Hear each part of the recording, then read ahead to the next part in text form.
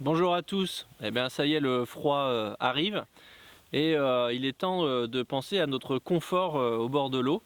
Et vous savez comme moi que quand on a froid à une extrémité, comme les pieds ou les mains, eh bien on a froid tout court. Alors le problème c'est qu'on a besoin de notre sensibilité digitale pour pouvoir pêcher.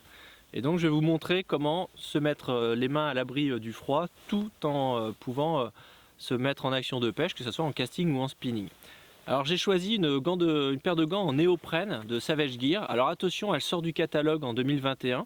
Il y en a chez votre détaillant, il en existe encore en stock. Donc dépêchez-vous de vous en procurer. Alors pourquoi le néoprène? Pour une raison très simple. C'est qu'en fait le néoprène, comme la laine véritable, est une matière qui est souple et qui, même une fois mouillée, conserve la chaleur. C'est-à-dire que même dans un vrai pull en laine par exemple, même s'il est mouillé, vous avez chaud quand même.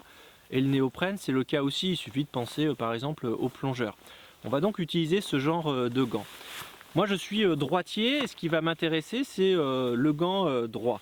Alors par exemple, comme je suis beaucoup un pêcheur en casting, je vais profiter du deuxième avantage du néoprène, c'est que ça s'effiloche très peu. Et en fait je vais repérer sur mon gant l'endroit de l'articulation de la première phalange. Et je vois que ça correspond ici au petit patch gris que j'ai devant moi. Et donc ce que je vais faire, c'est que je vais retirer mon gant, m'emparer d'une paire de ciseaux et proprement couper à l'endroit que j'avais préalablement repéré.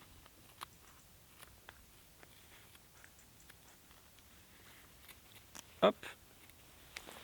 Et maintenant, je me retrouve avec un gant où j'ai tous les doigts bien protégés, mais j'ai le pouce libre pour pouvoir pêcher en casting, qui est ma technique favorite et que j'utilise le plus souvent. Alors en réalité, ce qui va se passer si on n'achète qu'une seule paire de gants, c'est que je vais aussi libérer la première phalange de mon index pour pouvoir pêcher spinning. Mais pour pouvoir pêcher casting, je vais avoir les mains bien protégées et juste un pouce qui dépasse, celui qui me permet d'assurer mon action de pêche, et c'est largement suffisant. Et si je remets un poisson à l'eau et que mon gant néoprène est mouillé, c'est pas grave, j'aurai quand même chaud aux mains.